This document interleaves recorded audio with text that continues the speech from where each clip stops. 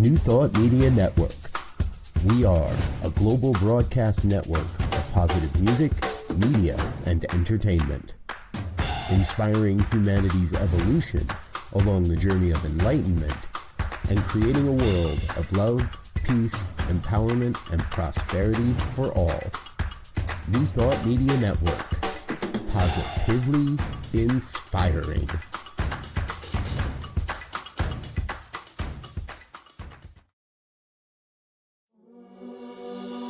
Free my mind, open my heart with the whispers of truth, to live a conscious life, to live a conscious life on the growing edge, on the growing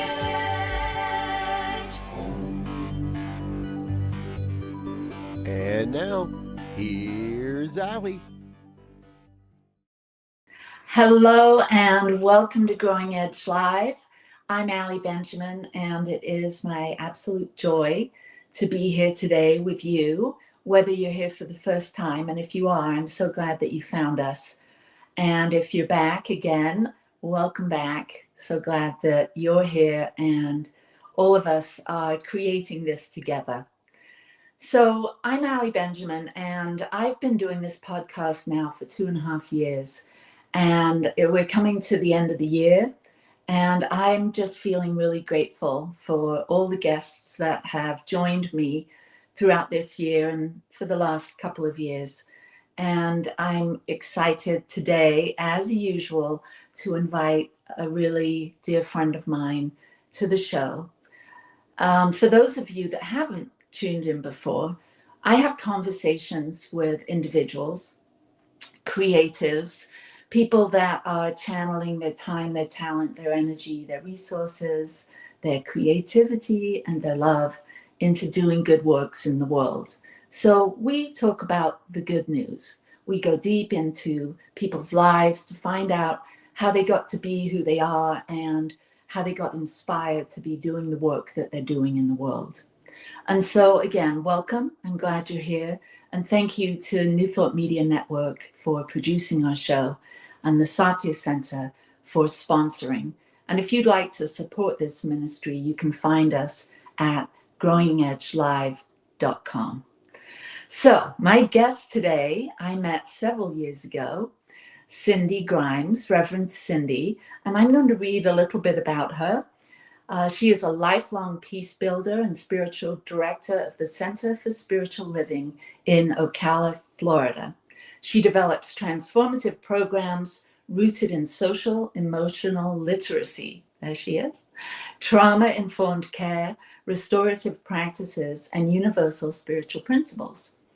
Cindy co-founded Circle Up Center for Practical Peace Building and facilitates peace building training with the River Phoenix Center for Peace Building. A wife, mother, and grandmother, she brings warmth, humor, and deep spiritual insight to her work. Her TEDx talk, titled "Kindness is the Cure," continues to inspire I'm having a tongue-twisting time this morning. It globally inspires globally. Welcome, Cindy. Thank you, Allie, for that beautiful welcome. I'm so excited to see you and to be on the podcast. It's been a while since I did a podcast, actually. You know, during the pandemic, that's all we were doing, and I haven't done one for a bit. So thank you for inviting me. Oh, you're so welcome. You're so welcome. We met years ago at the Big Sky Retreat in Big Sky, Montana, where we had a lot of friends in common. And that retreat was really a deep dive and such an adventure being out in the mountains. I have fond memories of that time and meeting you and a lot of your spiritual community that you brought with you. Yes, yeah. I loved Big Sky. I miss it. I know. Well, there's another retreat that Charles Geddes is doing, Spirit in the Desert, I think it's called, in Phoenix in May or March. So I don't know if you've heard about that, but I'm going to go to that one this year. Wonderful. Yeah. I think I may add that to my repertoire. Yeah, cool. So I'd love to get to know your background a little bit, and I'd love you to share your story with our guests. And so why don't you tell us a little bit about your upbringing? Where were you born? What was your family dynamic like? And who were you as a young one? Okay, sure. So I was born in New York City, in the Bronx, and I am the oldest child. Big, loud Latin family. And I went to Catholic school when I was a little girl. And it was a place where I felt a lot of peace. You know, I would go into the sanctuary and feel like, oh my gosh, this is just the most wonderful thing. And I remember thinking, you know, and I love the nuns. And I thought, what an amazing thing it would be to be a nun and be married to God. Like, you know, I don't know where I got that from. There was nobody else in my family that was religious like that. And so, you know, I had that idea when I was a little girl. And then I found out that there were priests. And I thought, well, geez, I'm not sure I want to be a nun. Maybe I want to be a priest. Well, that's not a thing for little Catholic girls.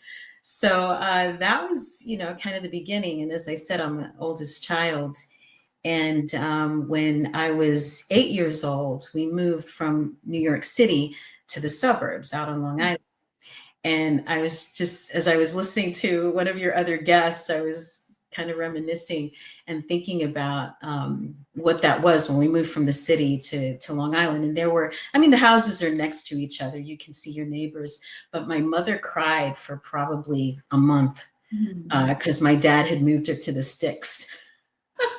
And we needed a car to get everywhere, you know, like you didn't have mass transit and all of that. So, yeah, so we moved to Long Island. And then my mother had been in foster care when she was a child. So she always had this idea that she wanted to take care of foster children and wanted a bunch of kids. And, you know, there was me and my brother, and my dad said, well, if you want more kids, you're having them by yourself. Because he came from, it was the opposite for him. He had a huge family. Like he was one of 13 kids. So I guess the compromise then was for them to take in foster children. And that's what they did. So first kids we brought into our house, I was 8 or 9 years old. And I remember bringing my sister home. She was the first one. And we ended up adopting 2 of these kids that were foster children in our home. And she had a broken leg. She was a year and a half. And it was a spiral fracture, if you know what that means, you know, of the femur, right? So the thigh, which means that somebody literally did this and snapped it. She had cigarette burns in her skin, patches of hair that were missing. It was just horrific.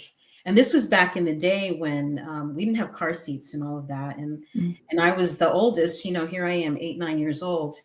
I think I was 8. Anyway, I'm holding her in the car, and she wasn't speaking. I think she peed through her diaper. I was like, oh my God, what is this? And to think of what kind of people would do something like this to a child, you know? So there was her, and then she had a half brother, and he came into our home when he was just 9 days old.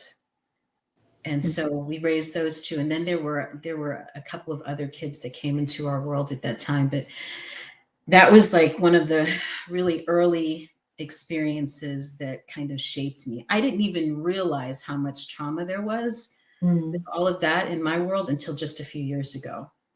Because you just, you know, it was just life, right? It was just, you know, what it was for us. I didn't know any different, you know. And then there were other things. It was fairly dysfunctional, you know, at that time. There were not classes, parenting classes. There wasn't a lot of oversight or any of that. And so, you know, my dad grew up in a violent home. My mother had grown up in foster care, and they did the best they could, but it was kind of messed up. It was messed up, and there were reverberations from that, you know, experience throughout the rest of my life. How did that impact your family dynamic, you and your brother with your parents, and then to have these 2 little ones come in that obviously had a lot of trauma and a lot of issues, I'm imagining. How did Yeah. that affect you all? It was rough. I mean, at one point we went from just me and my brother to those two children, and then there were two others. So all of a sudden, there's six kids in our house, and my parents, and I resented it. I resented it a little bit because now I have to share my room. There was another set of children, a brother sister team that came to our house, and she was just a little bit younger than me. So I was like, 9, let's say, and she was about 7. And she came in and climbed up the tree in our backyard, the apple tree. And my dad, who was a police officer, my dad was like big, strong, very patriarchal Latin kind of man, right? And he says to this little girl, "Come on down from the tree."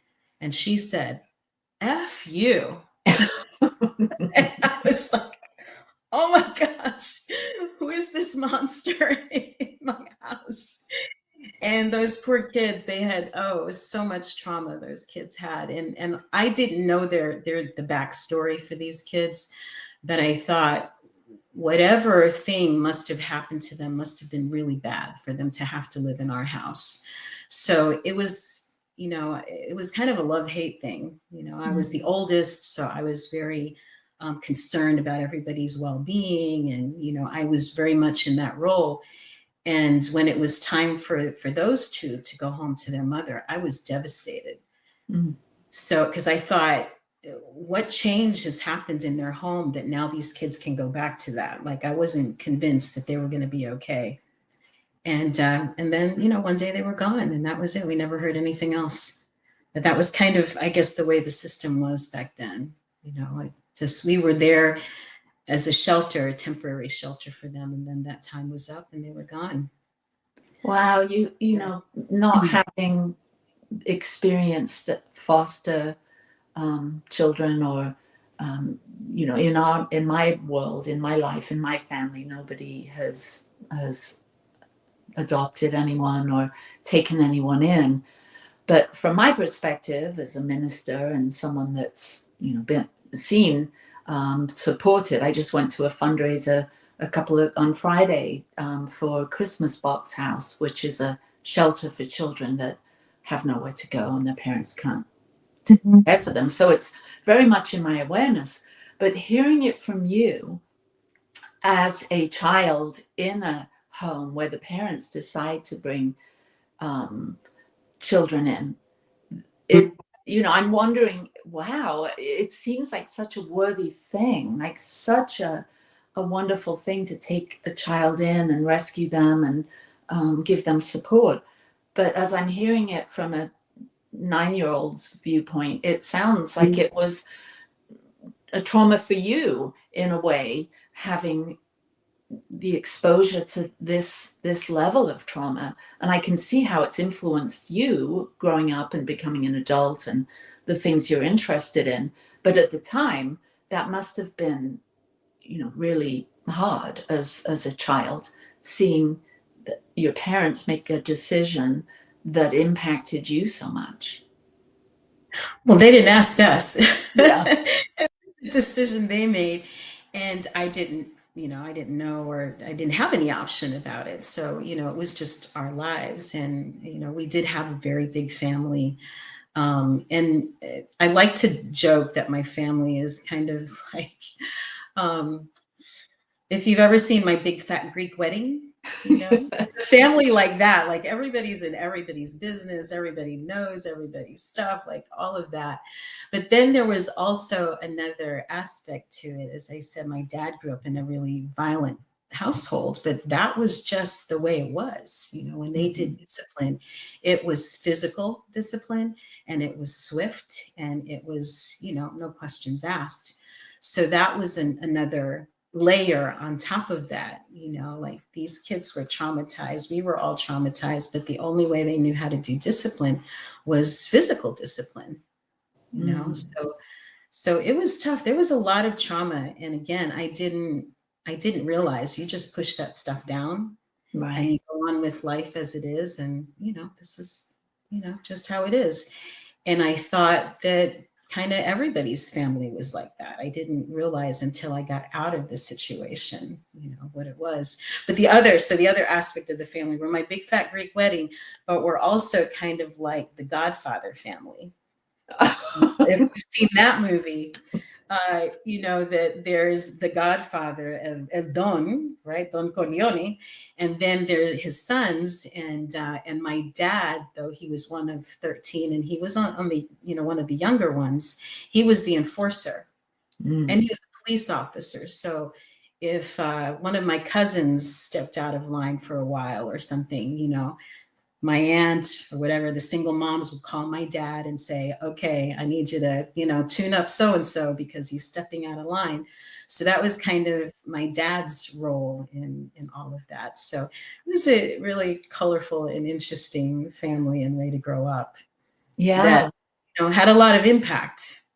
definitely. So was there someone in this whole mix of people and large family that was a positive, like a soft place to fall? How did you get comfort? Was there someone in your life that played that role or inspired you to do it differently? I would say my safe place was school. Mm. After we left the Bronx and went to Long Island, we had a really great school system, and I was a really good student. So I had wonderful teachers, and I excelled academically. So that was a thing that I could always like kind of fall back on. That was the place where I would shine.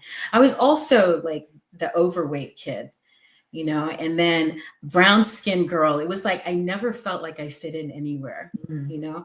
My parents were both born in Puerto Rico, but I was born in New York City. So, I'm what you call a New Yorican.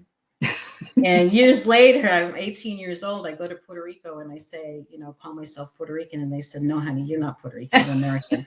And I'm like, oh my gosh, well, I don't belong here. I don't belong there.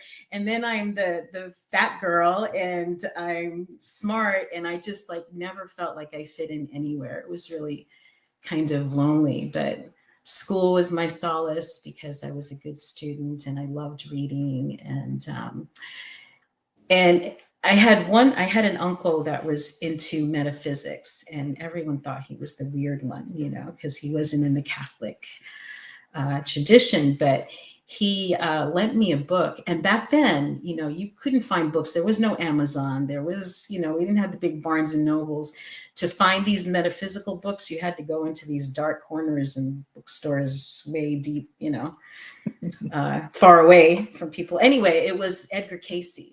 And I think it was first his autobiography.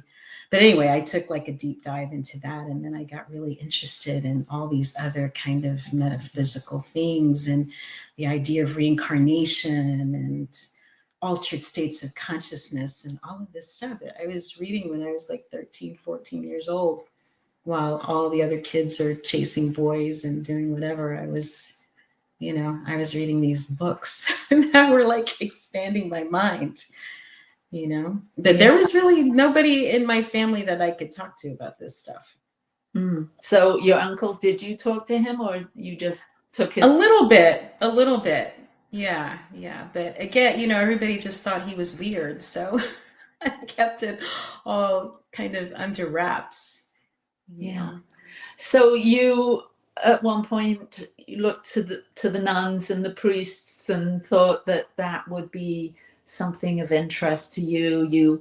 You get exposed to metaphysics and sort of take a deep dive into alternative sort of spirituality. Where as a teenager and a young adult, how did that blossom? So I would say, there are those like defining moments, things that happen in your life. And so I had a couple of defining moments around spirituality in church when I was a kid. The first one was, I was younger, I was maybe 8 years old. And if you know Catholicism, you go through these different can't remember the name now. It's been so long, but they're like rites of passage, right? So communion was the first one. And so I remember the nuns getting us ready. You know, you're going to do your first communion. And before that, you have to confess to the priest your sins. And the priest would give you, you know, these prayers that you would have to do, and then you would be absolved of your sins. And I thought, well, that doesn't make any sense. I talk to God directly. I don't need anybody in between to mediate for me, you know? So I'm talking to all my little friends and saying, we need to go to the principal or something because they're not teaching us right. Like, this doesn't make any sense. I'm going to start a little revolution here. And nobody else cared, you know, of course. But I just thought it was so strange. Like, why would I have to talk to this man? And he's going to tell me, I talk to God myself. I don't need this person in between. Plus, what am I going to confess? So I hit my brother. I lied about something. I mean, you know, I don't know. There's only so many things an 8-year-old, you know, is doing that's so sinful that you have to confess it. So that was one like chink, you know, like, oh, something's not right here. Mm. And then it's around 13, 14, you do confirmation. And I was learning world history, and I remember learning about the Inquisition and horrors that were done to Native people and stuff in the name of religion. And I was horrified. I was like, I can't believe this is happening in the name of, you know, like Jesus. And what I had been taught, you know, was the way, right? The way, the truth, the light, all of that. And so, and also Gandhi. I learned about Gandhi, and I thought, wow, amazing. So I go to my catechism teacher and I asked her, I said, did Gandhi go to heaven? Because Gandhi's not Catholic. Mm-hmm. And she said to me, if one knows of the one true faith and turns from it, they're not welcome in the kingdom. Oh. And I thought, well, I guess this is not for me. Because if Gandhi didn't get into heaven, there is no way I'm getting in. And so, you know, that kind of started shutting things down for me in terms of religion and spirituality, although I always felt like I kind of had my own relationship with God. So then fast forward to college, you know, I was a biology and psychology major with the idea that I would go to medical school and become an MD. Now, I didn't want to treat sick people. What I wanted to do was explore the mind-body connection. Mm-hmm. And I felt like I needed those letters next to my name so that people would recognize what I was doing and there would be some authority behind it and blah, blah, blah. And then I had this sense as I was learning the science behind it, like, oh my gosh, I think we're all talking about the same thing. We're just using different words for what we're describing here, this thing we call God, you know? So, so that kind of, you know, opened the door again to some inquiry, but I still wasn't looking for a church because, you know, it just didn't feel like I'm not going to find my answers there. You know? Yeah. So that was in college. Mm-hmm, mm-hmm. So then you married, you had children. So, okay. So my family moved then from New York. My parents moved from New York, from Long Island to when my mom was crying about being in the boonies on Long Island. Well, then they moved down to Florida and bought a like rural area. They bought a small farm and they had horses and cows. And, you know, I was in college in New York and loving the single life and, you know, had this idea of going to med school. And then I got an F in physics, which was like, you don't get into medical school with an F in physics. And so I came home. I came to Florida, which never thought I was going to live there. I was never going to stay. I hated everything about it.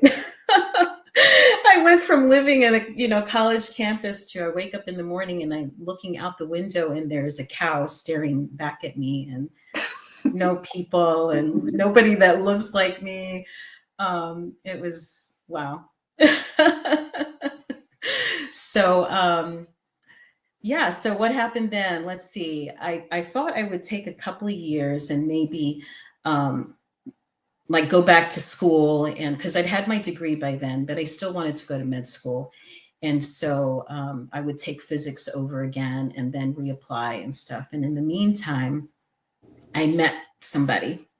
In fact, I was interviewing at an osteopathic school in Chicago. And at this time now, I'm working at this point, I was working in social work. I was a victim advocate with the state attorney's office. So here's, the thread then, right, from childhood that I didn't even realize, right? This was just something I was going to do for a little bit till I got to my real thing, which was to go to med school. But no, I ended up working in the state attorney's office, and I was working with crime victims. So it was sexual assault, domestic violence, child abuse, like all of that stuff, a deep dive into that. Not exactly frontline, because I wasn't going into people's homes then, but I was seeing the pictures, hearing the stories, all of that. And one day I'm just, walking through the hallway, and I see this tall, good looking man. And I remember looking down and noticing there was no ring on his finger. I'm like, and we smile at each other, and that was nice. Hello, how are you doing? And then the next weekend we met at a party, and it was like, oh, haven't we met before? Yeah, we met at the, state attorney's office and whatever.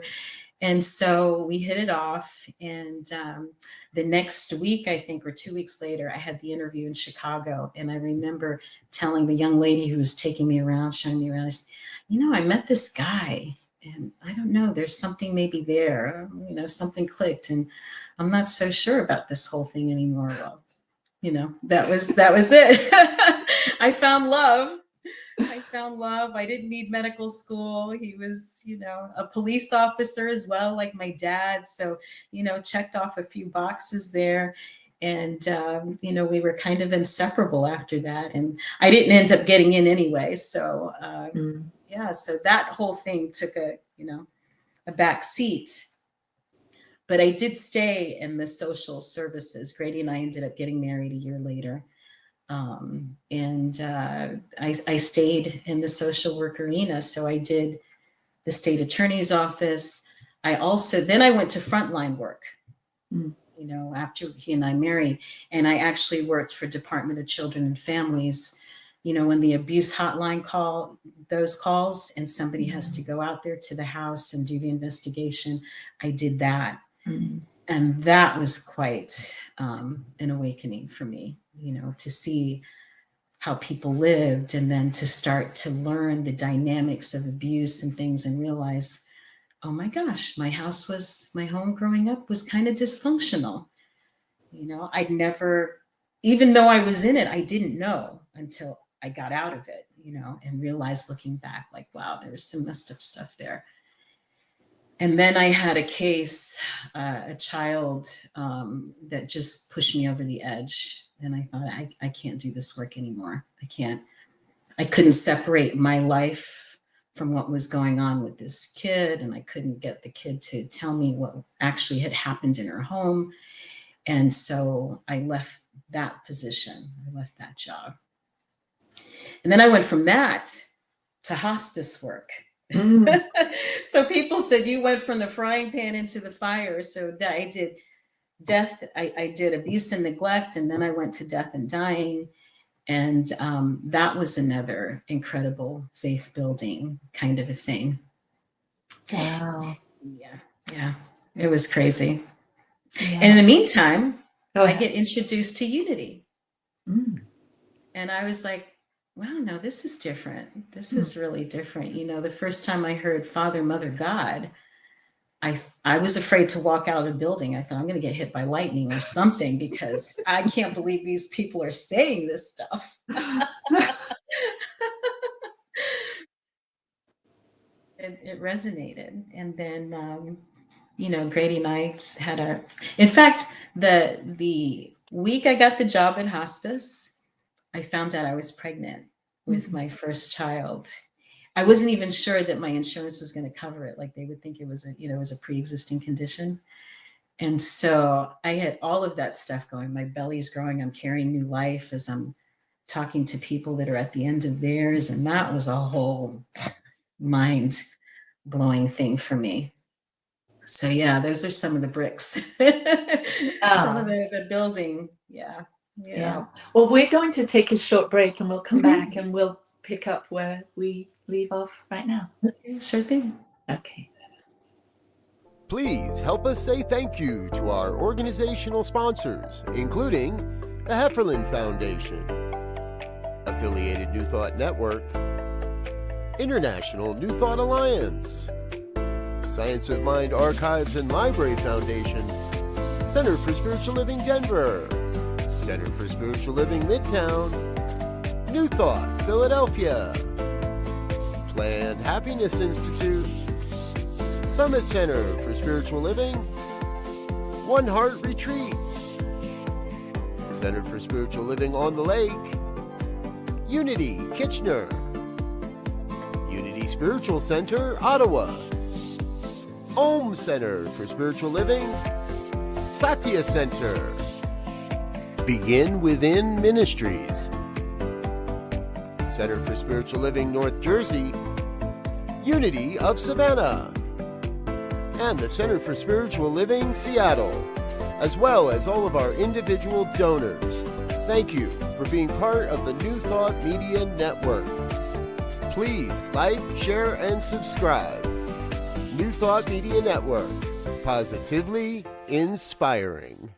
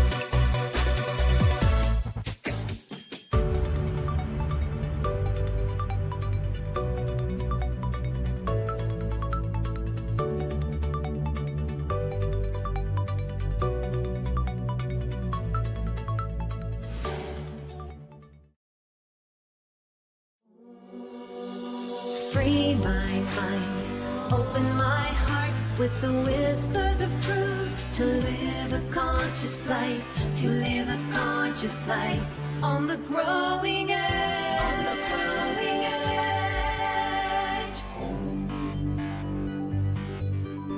edge. And now, here's Allie. And we're back with Cindy. So here you are pregnant. You're trying to figure out what to do next. I'm sure after all of these, hospice is that must be an uncomfortable fit for someone that's carrying new life. So what happened after once you got pregnant, and did you stay with hospice or did you? I did. It was great actually, because my husband worked nights and I was able to work from home, and my patients were wonderful, and I was learning so much. I mean, it was, like I said, really faith building. When people are at the end of their lives, the veil is thin, and I would experience miracle after miracle after miracle. I saw people die what I would call good deaths. I saw bad deaths. It was just, it was really foundational for me, and realizing, how do I want to live my life? I don't want to be at the end of my journey with regrets. And so I really started, putting my priorities in order.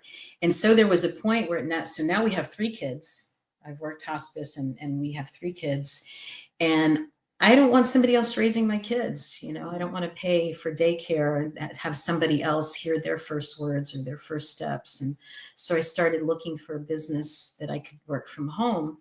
And I started a parenting magazine. So I took a whole shift from doing social services to now I'm an entrepreneur. And the parenting magazine again, there's that thread of being a resource for parents and families. Mhm. Because if we could show people community and give them free things to do around town and things like that, their family life is going to be better. They're not going to be beating their children. We're going to give them alternatives. So I did that for 11 years, and in the meantime, I left Unity. I jumped right in with both feet into Unity, and unfortunately, there was a point where you get the back door a little bit. You kind of see what's happening behind the scenes, and the minister would say things and that were not flattering about members of the congregation, and it didn't feel good. It was like, this is not how it's supposed to be. So I left, and I was heartbroken to have to leave that community. And then I went to it wasn't Pentecostal, but just a different than what I grew up in church. It was very lively. It was more like a mega church. And I loved it. I loved the music, but it was still like this old, tired message. And every once in a while, they'd bring in a guest speaker.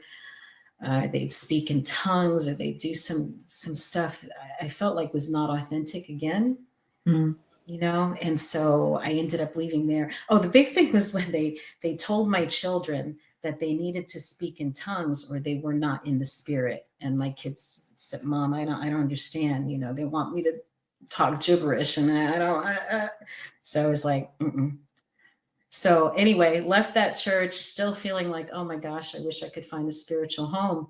And I was looking for articles on spiritual parenting for the magazine. And I found this place called, at the time it was Oak Brook Life Enrichment Center. And they were teaching a values curriculum.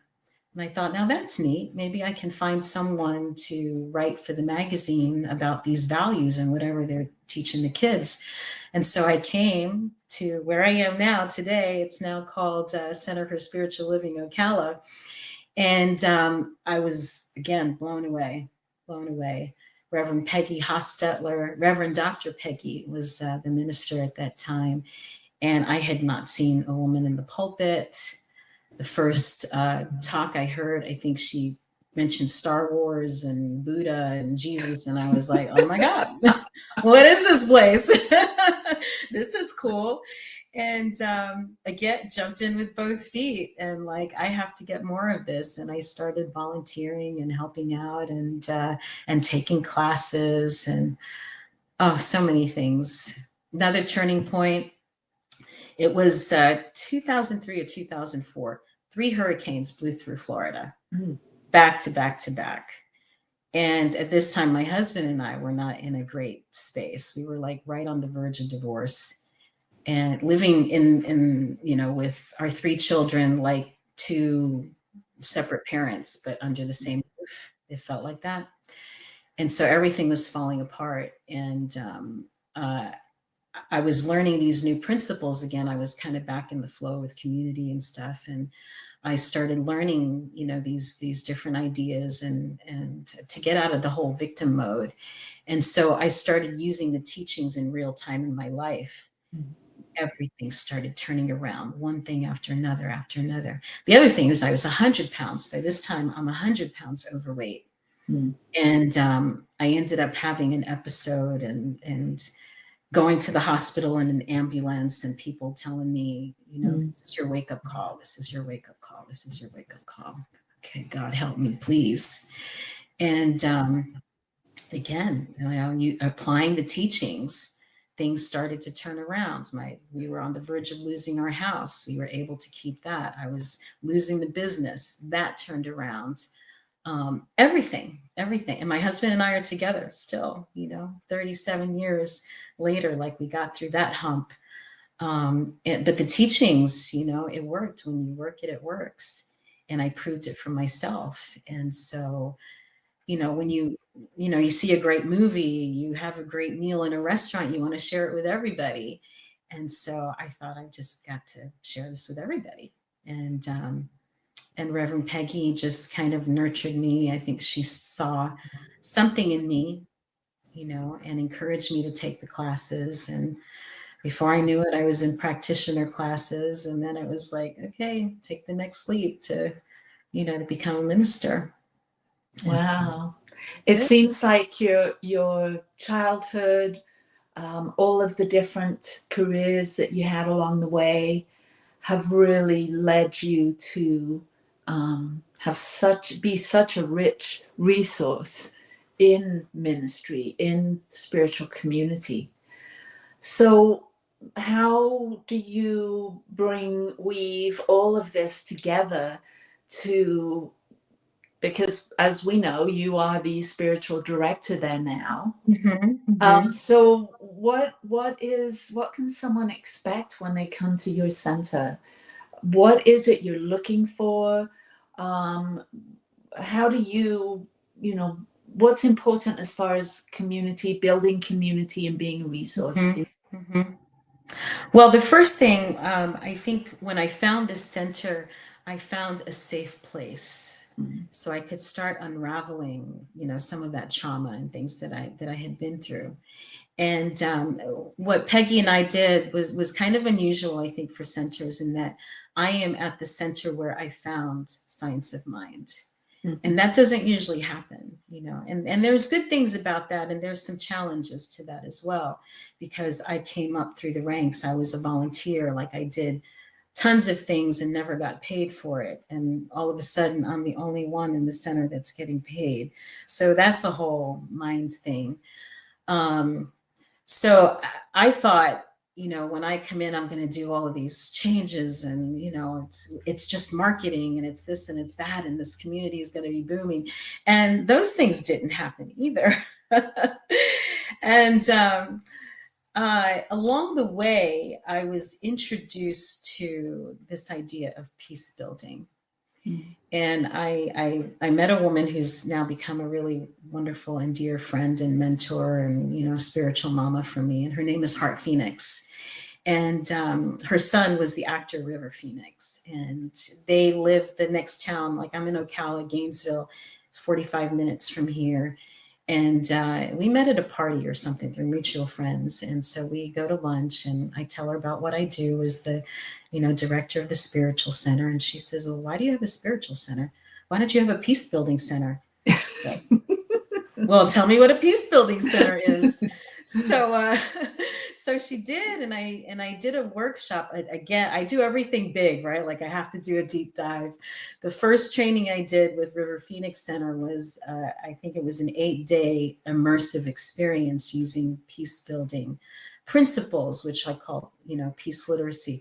Essentially, it's social emotional learning and conflict resolution, and the things that you'll see that are on that website.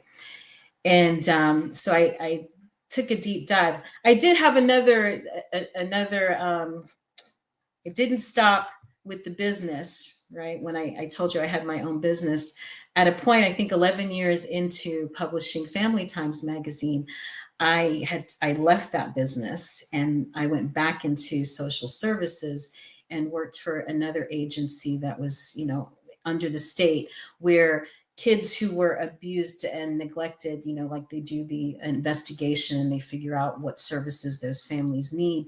So I was working for an agency that was providing services for our community, which was doing training for folks in all different walks of life, but teaching people what to do in real time when you're in the grocery store and somebody is beating the crap out of their kid, or you're worried that the neighbors are abusing their children or whatever.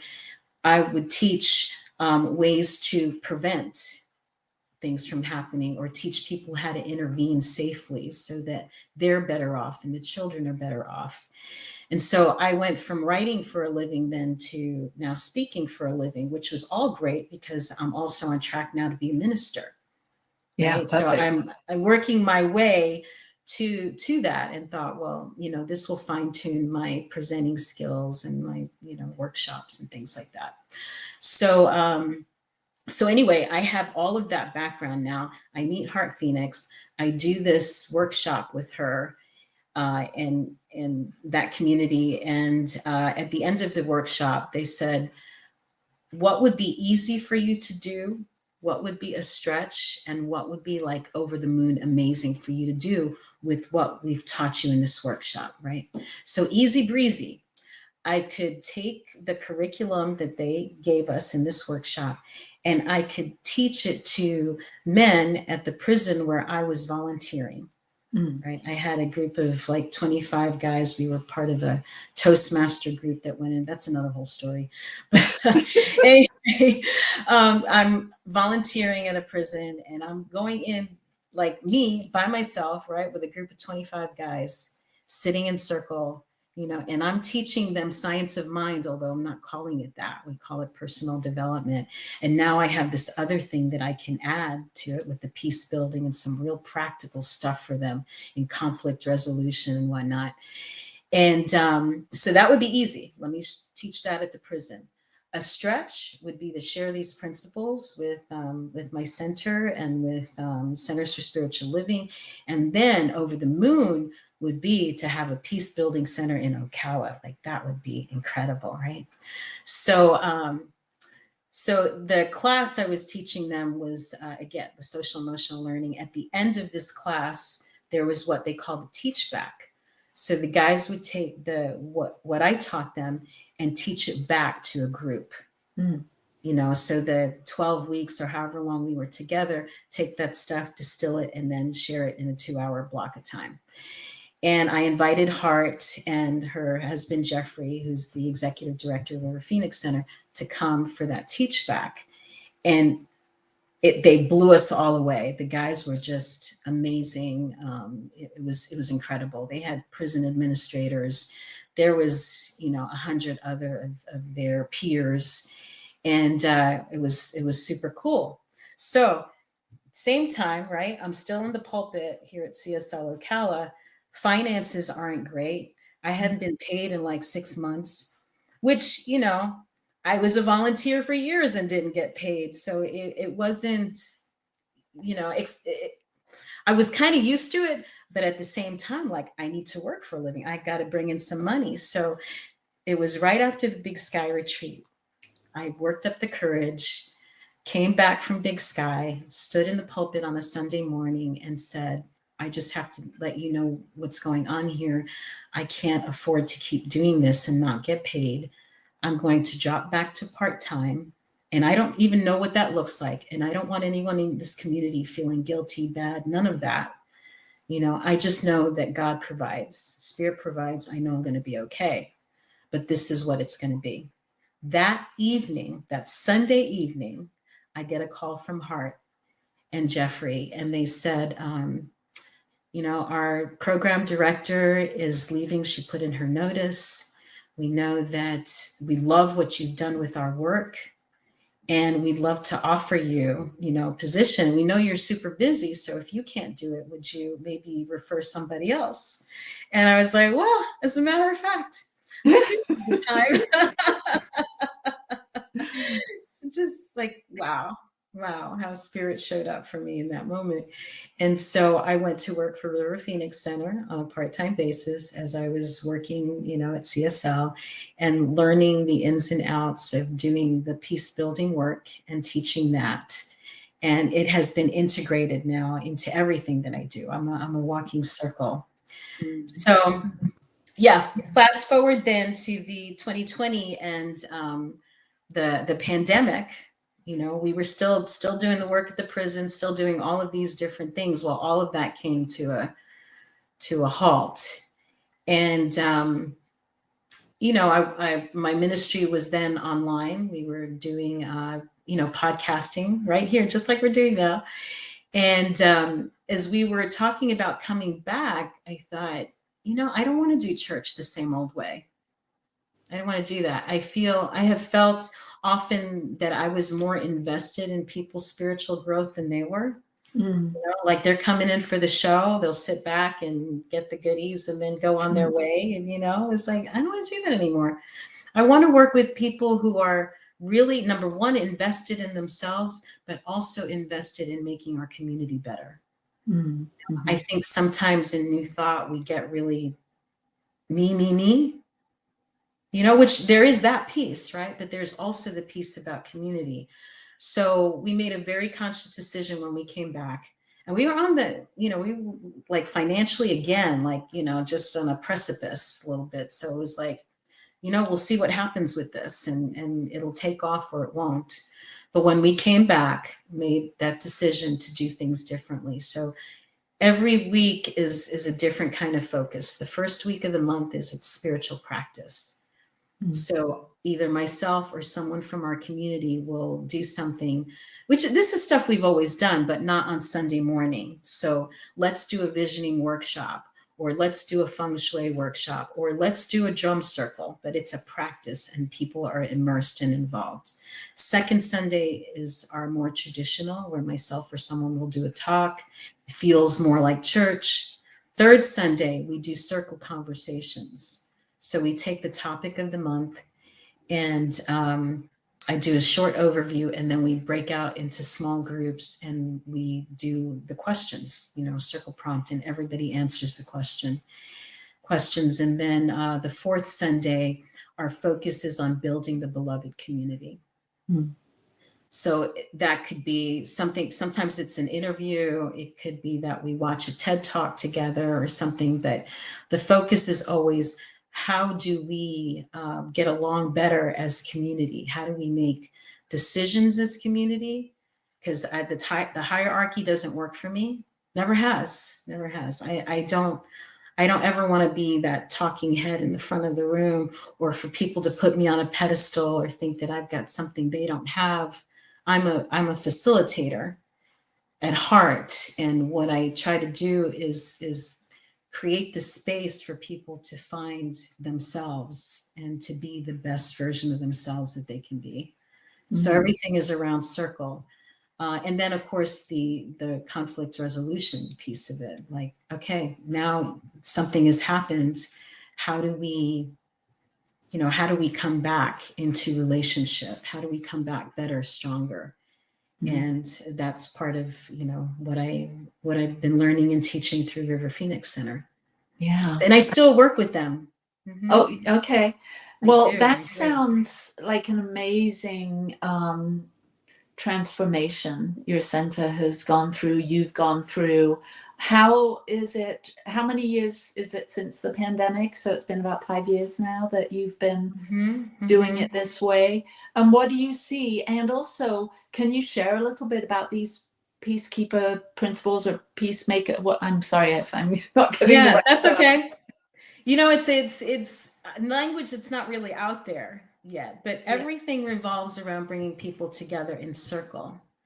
And so circle, there's a lot of reasons for having a circle, right? Everyone is equal and everyone is seen. You can't hide in a circle, right? And so when there is a conflict, what we do, bring people together in a restorative circle. And this, let me tell you, this works in kindergarten classrooms, like kids can do this, right?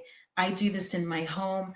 The guys in prison are doing this. And this can be done very informally. I mean, all the way to formally, where there's contracts and things like that people are filling out.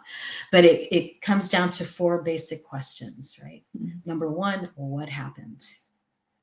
Right? You bring people into a space and, say there's an accident or something happens, and you have your perspective because you were standing over there and saw it. This person back here has another angle on it, and everybody has a different perspective and maybe a different point of view. So even that question can be very enlightening for people, right? To see. It's like having a 360 camera in the midst of an event. Number 1, what happened? Number 2, what was the impact? So how did this affect you? Now, let me back up, because a prerequisite for bringing people into the circle is that everyone wants to make the relationship better. You never bring people into the circle that are not willing to take accountability, that are thinking they're going to tell somebody off or put somebody in their place or whatever. It's not about that. It's really about, this relationship is important for us. And so what can we do to restore, right? So you have the person who caused the harm, the person who was harmed, and maybe helpers or witnesses or, support people to be in that circle, right? So again, what happened? What was the impact? So when people start speaking about how this hurt, how this thing affected me, people's hearts start kind of, you're opening up a little bit, right? The next question is, what do we need to do to fix it? How do we make this better? Mm-hmm. And that's a brainstorming session, among everybody in the group. And one person speaks at a time, and then the last question is, well, how do we keep this from happening again? That's it. Gosh, that's so simple, but so precise and so, restorative, and helping people to really hear, opening up that space or that circle to be able to listen, and really listen to each other and to work together to come up with some ideas. That's beautiful.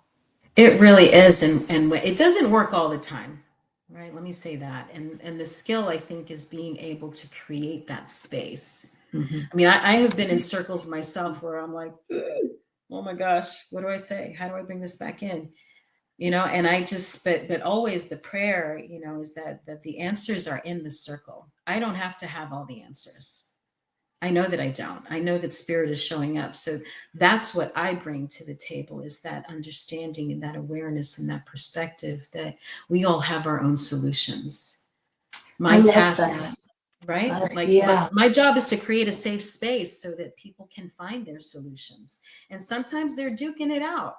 Sometimes this work is not for everybody to do, because you have to be able to hold that, the discomfort of being with people when they're, when they're rumbling it out.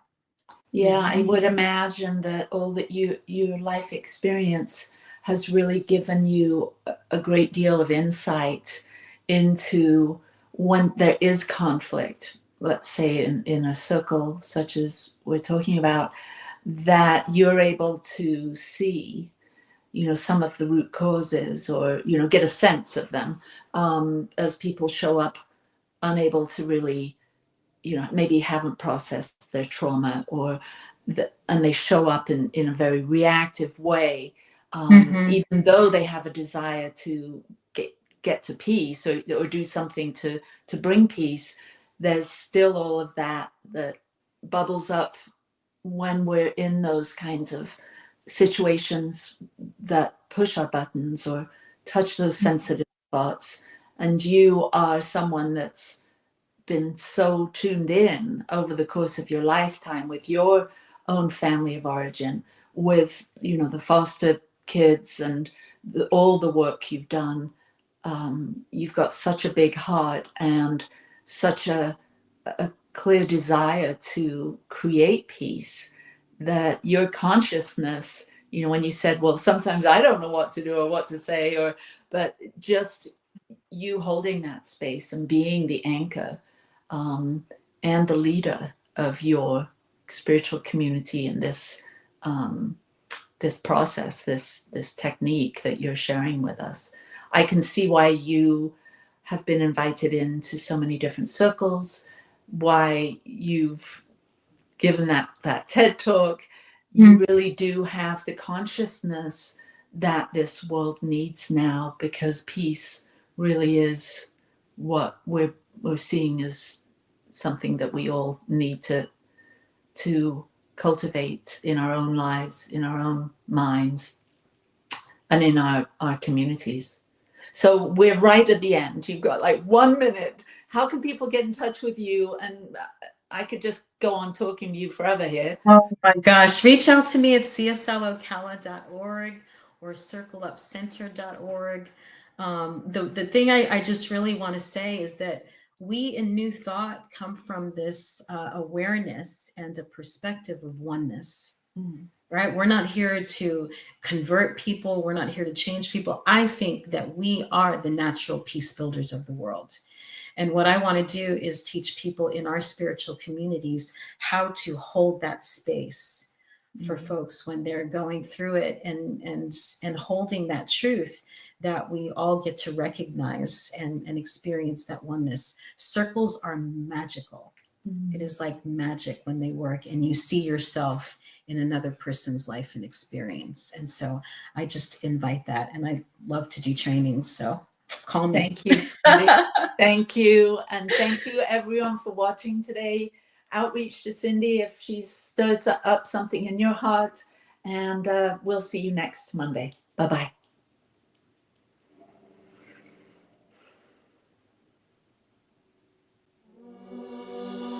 Free my mind, open my heart with the whispers of truth. To live a conscious life, to live a conscious life on the growing edge.